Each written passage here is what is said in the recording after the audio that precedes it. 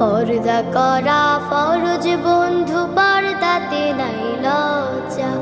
পর্দা হলো শালীনতা, জান্নাতি সাজসজ্জা। পর্দা হলো শালীনতা, জান্নাতি সাজসজ্জা। পর্দা তো মুমিনের অহংকার,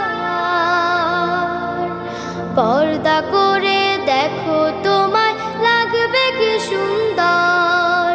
পর্দা তো মুমিনের অহংকার,